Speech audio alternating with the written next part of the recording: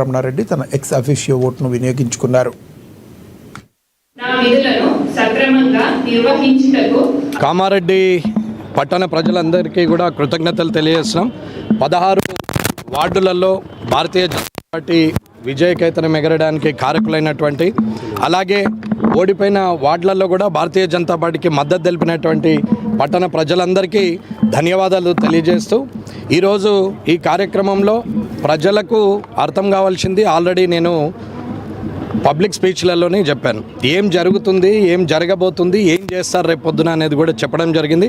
ప్రజలు ఇదంతా అర్థం చేసుకొని రేపు పొద్దున ఎలా ఉండాలనేది ఆలోచన చేయాలని ప్రజలకు విజ్ఞప్తి చేస్తూ, ఇక ముందు కూడా ఏదైతే నేను గెలిచిన తర్వాత ఏదైతే తప్పులు జరగకుండా చూశానో, కరప్షన్ అనేది మున్సిపాలిటీలో ఉండదు.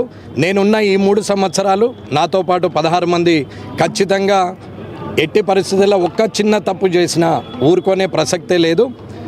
ఎమ్మెల్యేగా లేనప్పుడు 7 సభ్యులు ఉంటేనే అలాంటి పరిస్థితికి తీసుకొచ్చిన నేను ఇవాళ ఎమ్మెల్యేగా ఉంటూ 16 మంది సభ్యులతో ఈ మున్సిపల్ సమావేశంలో మేము ఉంటాం. ఏ ఎజెండా తీర్మానమైనా ఏదైనా సరే ప్రజాప్రతినిధుల ఒత్తిడితోని అధికారులు ఏదైనా తప్పుడు సంతకం పెట్టిన రోజు వారి సస్పెన్షన్కి దారితీస్తుంది, ఖచ్చితంగా ఇబ్బందుల పాలవుతారు. కాబట్టి అధికారులు ముఖ్యంగా అందరూ కూడా న్యాయం పక్షాన, రూల్స్ అండ్ రెగ్యులేషన్ పక్షాన, అవన్నీ ఏది మాత్రము ఇబ్బంది కాకుండా రూల్స్ను అతిక్రమించకుండా పనిచేయాలని అధికారులకు నేను తెలియజేస్తున్నా.